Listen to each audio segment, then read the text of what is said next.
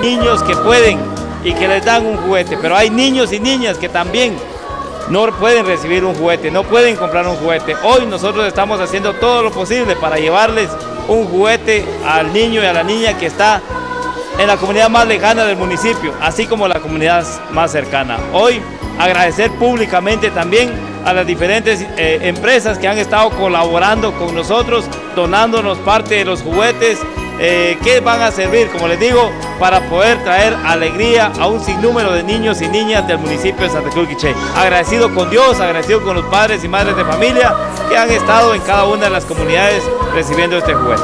En esta ocasión pues trajimos a Santa Cruz en helicóptero, aquí a estas comunidades tan lejanas y tan recónditas, porque no entra vehículo, pero aunque sea como sea, pero llegamos. Vino Santa Cruz, vino en helicóptero y está dándoles juguetes a los niños, aunque sean sencillos, pero es un juguete que va a despertar la inocencia, como así también esperamos en Dios, hacer nacer en nuestros niños a nuestro Señor Jesús que llevamos en nuestro corazón.